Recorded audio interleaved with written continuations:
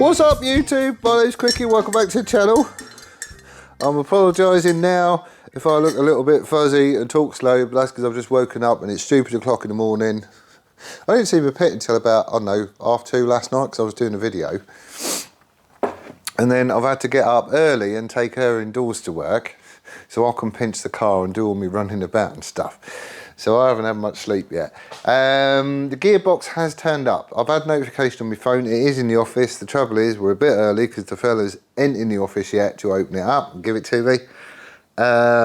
So I think for now I might just have a quick tidy up. Oh yeah, I've got the jets for the car. Actually, I'll stick them in. It all needs doing anyway. I might as well just crack on with it.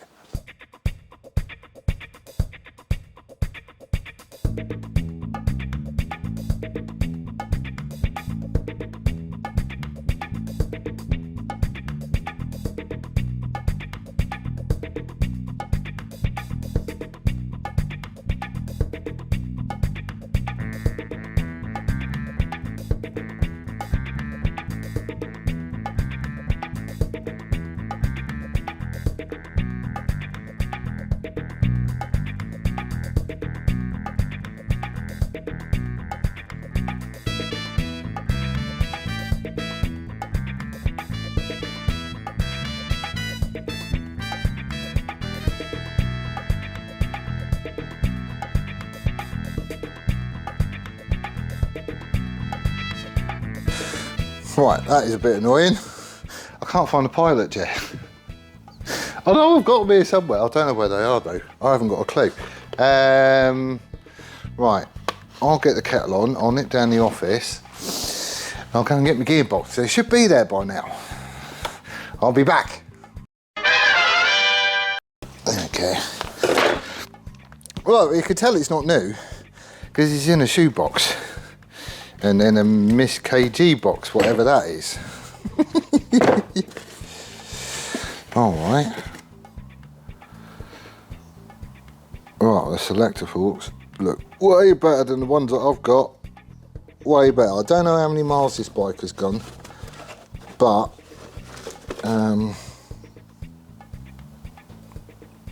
there is a little bit of rubbing, but there is nothing like what I'm looking at on this one. So that's all good. That's, which one's which? That one there is the input shaft, which is the one that I've got all the troubles with. And the dogs on this look brilliant by comparison.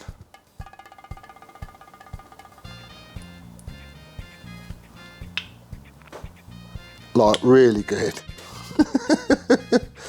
There isn't anything going on this. I'll get some pictures and show you a comparison of this shaft and that shaft and you'll see what I mean.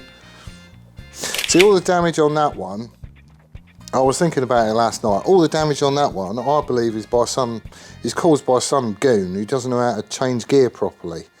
Whereas it looks like this fella actually uses the clutch. Oh, I'm happy with that. Oh, hello, what was that? Oh, don't be falling off. Right, you can go that way. Right. And the output shaft. Again, don't be falling off. I said, don't fall off.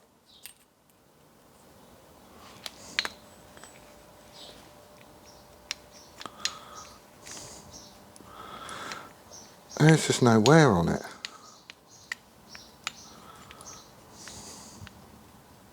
There isn't, there's just no wear on it anywhere. That's mega. And the selector drum, the selector drum I've got is all right, but I don't know, is that better or not better? I can't remember.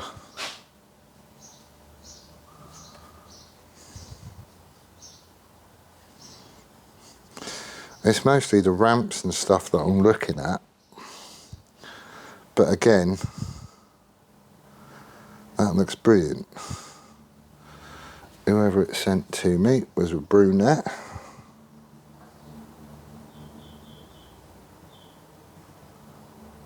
That's fine, we're in there.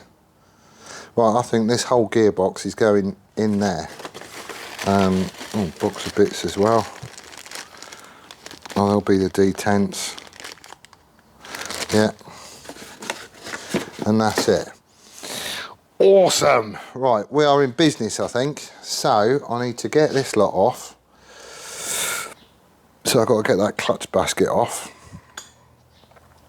And we can have at this and swap things over.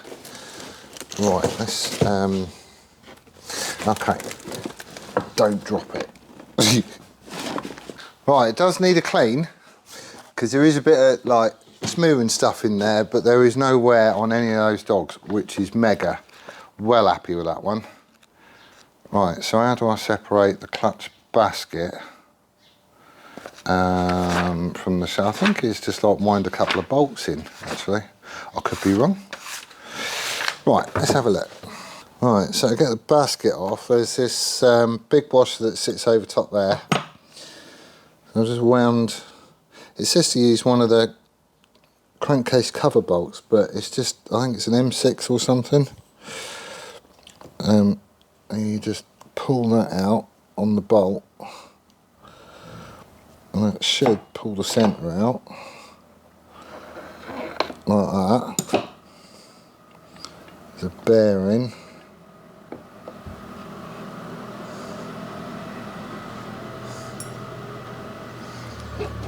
So we can go back on there. Oh, there's my bags. This ain't going to be out for that long, but you might as well keep it nice. So you get covered in goo, because there's dust everywhere in here. So we can go in there. And then you should be able to wiggle this out. Like that.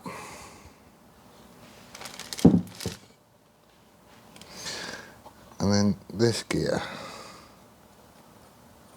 and washer. There's two washers there actually. So I'll put them back in.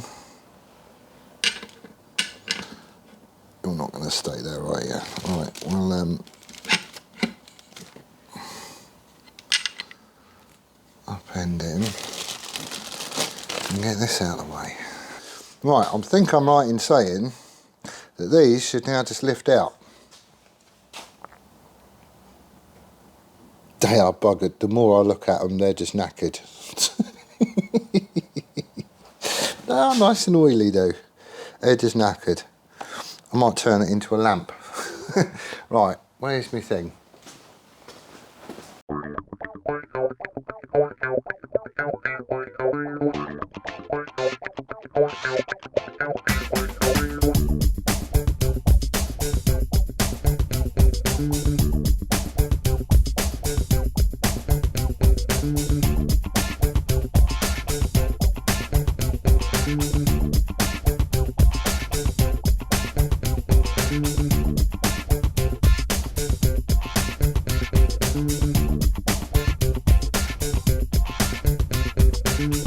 I've given this lot a clean up and let another cup of coffee go cold by the looks of it. Oh, it's not so bad. Right, okay, so I'm really chuffed with them. They really are in good nick. So that lot, the whole lot, is going to be going in here. That is fine by me. So if I'm right, this lot should just kind of wiggle out. So that's the input shaft. We'll stick him just to one side. Ooh, what's that? Oh, does he go in that? Yes. Yeah, okay. And then this, the output shaft, he just pops out as well. See, the output shaft is nowhere near as bad as the input shaft, but they're both getting swapped anyway, just because, you know, that was a married up gearbox, so no issues. Right, so that's a shell. There is like a dink there, and he sits on this peg down here.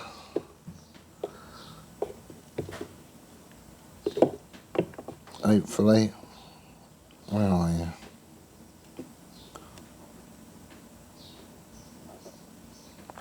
You gonna sit down? Oh, come on.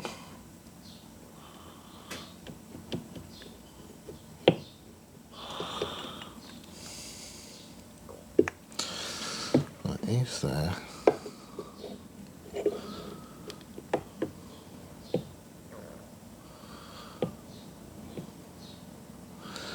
Oh, come on, fit.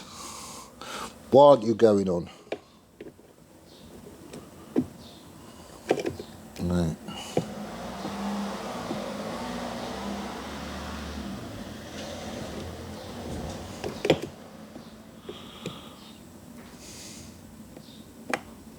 Oh, there we are. Right, he's on there.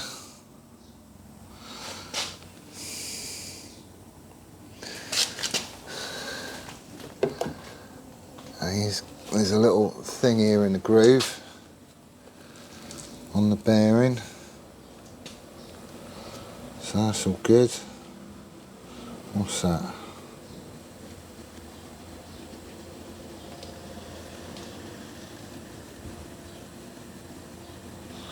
Bit of schmutz.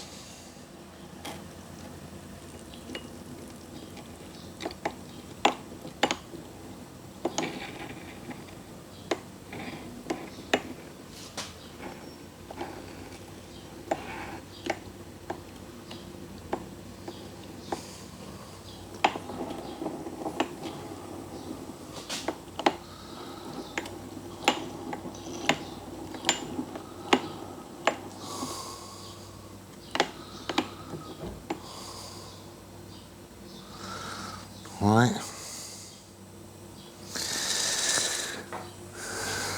and this, so there's another little dink there, so he is going to go on that way. Again, there should be a little, there's like a little keeper thing there. I'm not sure if that's supposed to go in before or after, but I'm trying to put it all in together.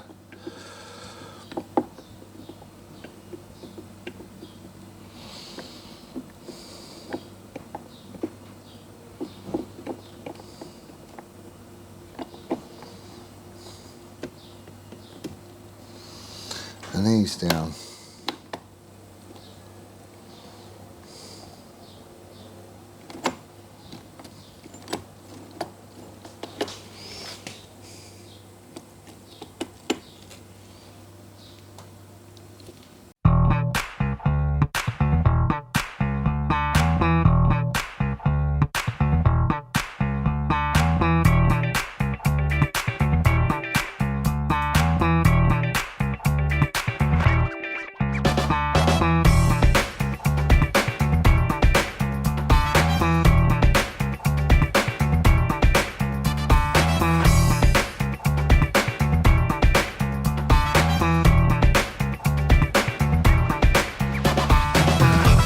So this is the new selector fork off the new gearbox, one of them anyway.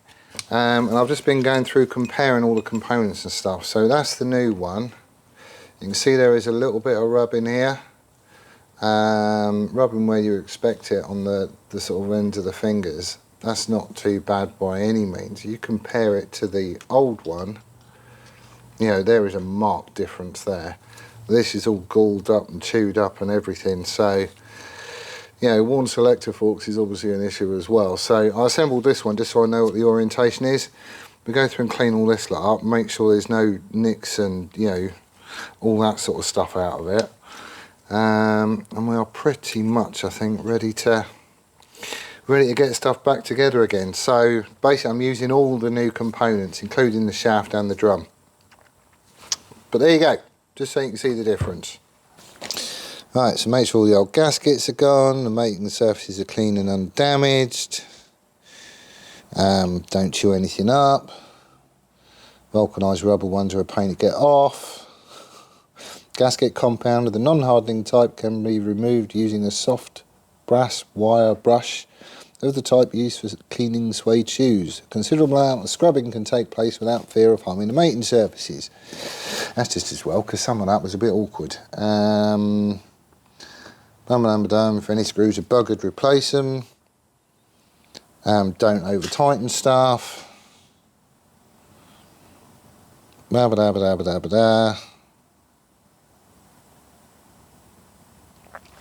that if the mating surfaces are in good condition, there should be no need for a thick film of sealant.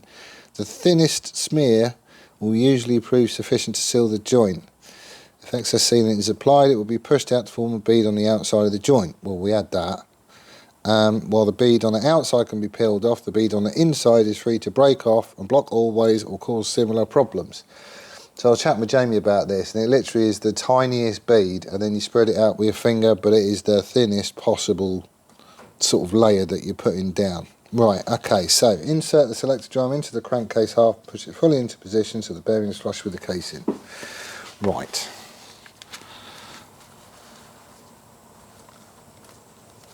Okay. Right, so selector drum goes in carefully. Partially insert the selector fork shaft in the casing and use the notes before this one. I've got the old one. I'll just copy that, that'll be fine. So engage with the fork to repeat the process, blah blah blah. Right, okay, so that's my reference. And this is all the new stuff. Right, so these are the ones that have got the least amount of marking on them at all. According to the Book of Words, selector fork end thickness has to be between 4.9 and 5 mil. Right. I just want to double check everything basically.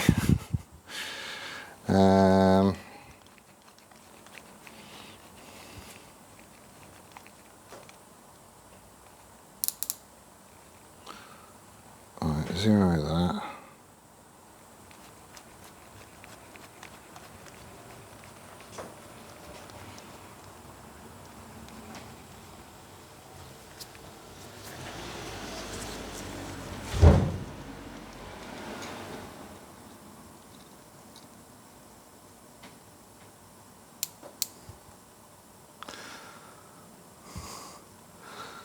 .96.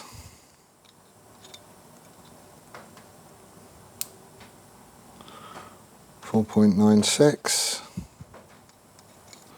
A little bit of oil. This is just engine oil, the same that I'll be running the bike on. So we can go in like that. And the first one, what I'm looking at here is if you look at the pin and the following peg, they're different. So that one's more in line, this one's more offset. So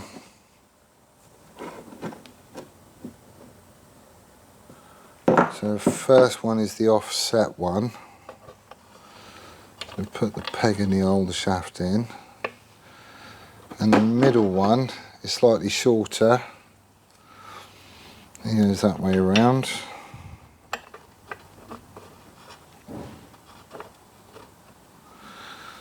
And then the final one, peg on the bottom and tail on top. And then he should go in there. Ideal. Ideal. Right. And then I think it's a case of getting that plate in. Let me just check. Yes, it is. Right.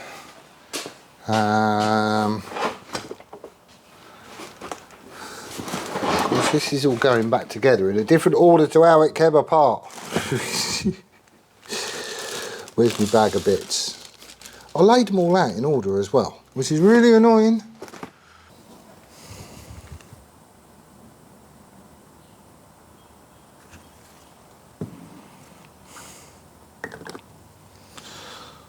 Right, so that's them already. Ooh.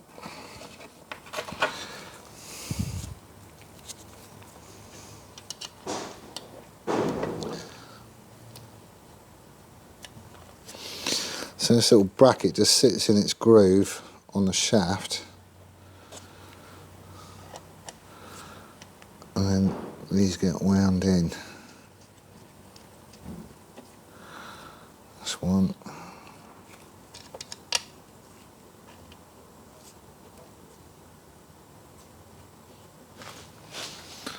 There's another one. Right, so next it's the detents. So washer goes on and then the spring. These springs aren't interchangeable, and this one's supposed to be white. The different colours for the one that goes on here and the one that goes on there. So he sits in there, and then the detent arm, which way do you go? That way, I think. Let me check. Yeah, so he would run in the dents there. So then he goes on, but he's got to hook over that spring.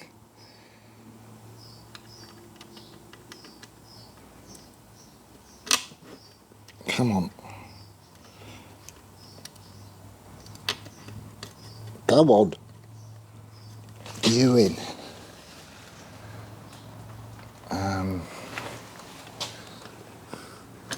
No, you're not. Let's get a screwdriver.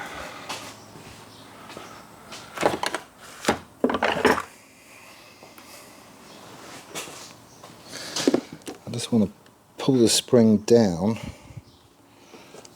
so I can get the bugger on. Right, he's in his detent.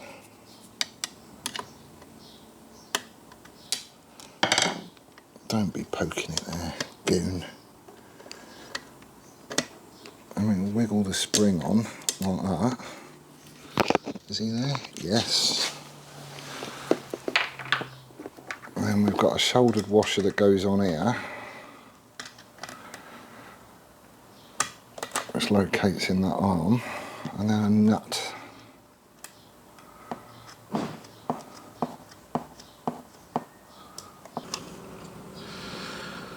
Right, so now we're just sticking the other one on, same sort of deal. It's easier to put the shouldered washer on with the arm, on with the detent. Because there's quite a bit of pressure behind that spring actually. Right, so he's on.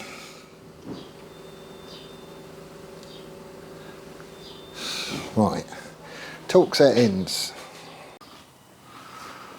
Alright, so I believe the clutch can go back on again now. So there's my two washers there that go on.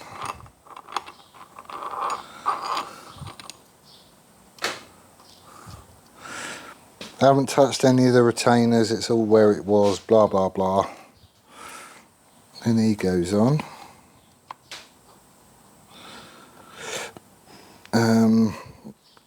Two little dogs on here. I've got to locate in the back of the main gear here, so the start gear. So wiggle him on.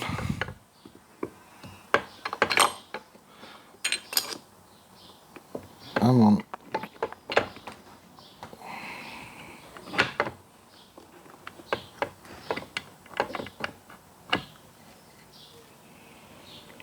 Like that.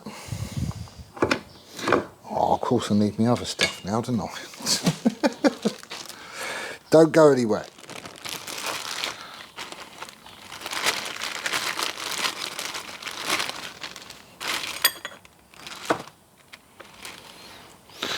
Right, so we've got the bearing and the hub.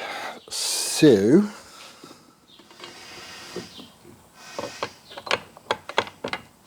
can go on like that.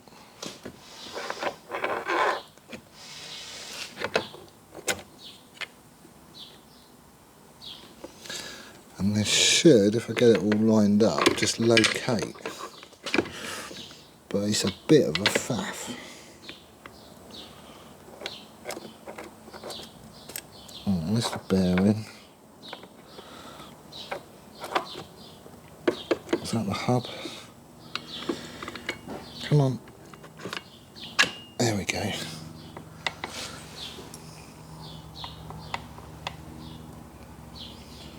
Right.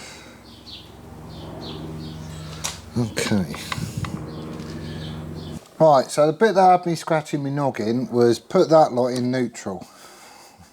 Sounds easy, doesn't it? It ain't by a long shot. The only way I really got to do it was by looking at the old selector drum. So all the selector forks are in there and you rotate it until the detent goes into this little dip there, and you know that the drum is in its neutral position. So that's how I set the bottom cases, and then just kind of offered it up and saw where the forks line up in there in the grooves that they run in, and then just moved the gears around until it hit that point. And now I can turn this stop moving. See, it does that. I can hold this and it's in neutral. So that's how I did it. I'm sure there's a better way. There isn't a picture in the manual that says set it like this and you'll be in neutral. And that would have been handy. Right, what's next? One bit that has got me worried is the balancer shaft, because he just wobbles about everywhere in there. And obviously the heavy point goes to the bottom, but that's to balance the crank. So there has to be a position to set it in where that's right, and I'm just trying to find it and I can't find it. It's going to be in here somewhere, isn't it? Right then, not sure it's going to help, but in here it is talking about, I mean, this is like a complete, you know, heads off, crank out, everything else. But it's talking here about joining the crankcase halves, make sure everything's together, make sure the drum and the gearbox is in neutral, which it is. And then you also need to make sure that cylinders 1 and 4 are at TDC. This can be achieved by refitting the ignition plate, which I didn't actually take off because I've not had the crank out. And then turning the engine over until the T1.4 mark aligns with that little thingy there in the casting. So,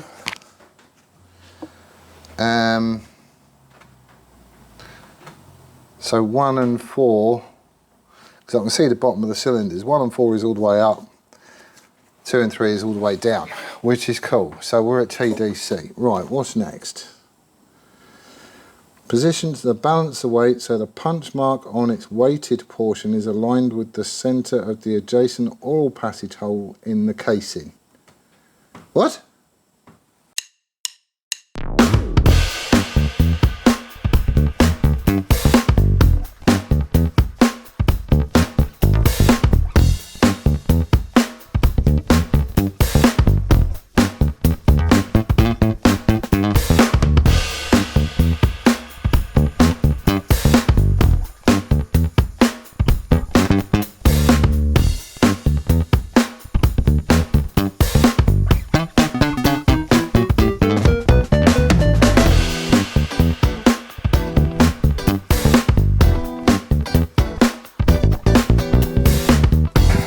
Right, in all fairness, that was easier than I thought it was going to be, but it wasn't that easy. So all the mating surfaces were cleaned up, did that with acetone, and then this is the stuff that I've used as the silicone to join the two. It's Durco HT. Got this from a local automotive engineering place. They like do head work and skin blocks and all that sort of stuff. Rebuild engines, and they swear by this. They reckon it's like 100 times better than anything else. £6.50 a tube, can't really go far wrong. So it had the tiniest bead, and I mean, like, if I could get it under a mil, it was under a mil, on both the lower case and the main case. There is one section that you don't put any of the goo on. It tells you in the manual, it's a little bit between, basically, it's that bit there. between the input and the output shaft. But everything else gets it, and I kept my line to the outside of the bolt holes, basically because if it does squish out, and it does squish out a little bit, then it's going to squish out of the cases, not into the cases, and start blocking up oil ways. I can see the split line. There is like the tiniest little bead there, but that's what I was pulling off anyway, basically, so I'm quite happy with that. And you're not down. Go down. Aren't you down? I have just nipped everything up, basically, just bottomed stuff out. I haven't done those ones yet though. So now we've got to go through and start tightening stuff down properly. I want to know why he's not down. I mean, all the bolts I've nipped up are up the top. Maybe I did them a little bit. Oh, they're all loose. Right, what a faff. Basically the cases weren't sitting down properly here. They were at the top, but if you push this lot down, it would kind of pivot around this point here. So I had to have all the cases off, so all the bolts out, all the cases apart again, clean all my goo off, put fresh goo on, and then see what the trouble was. And it was basically down to this cap. So the bit that you see there is this bit here, and there's like a little indentation in it. Where are you? I'll do the zoomy thing.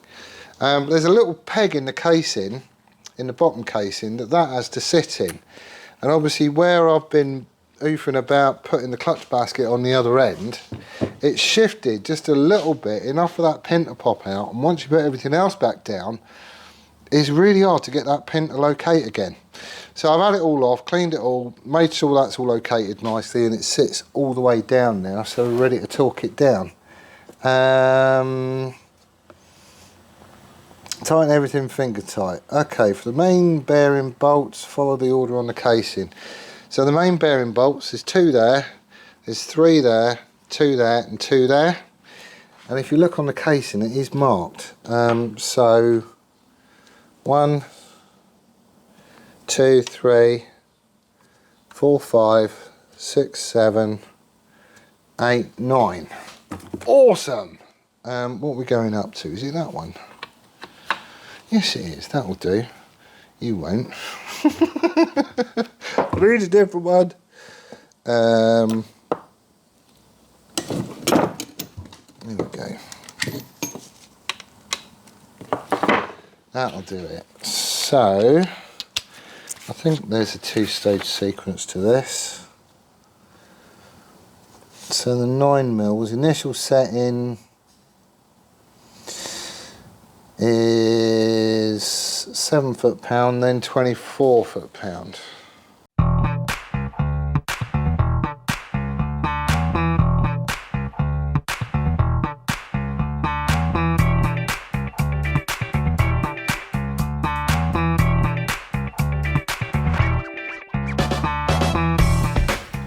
Hey? Oh no, you come.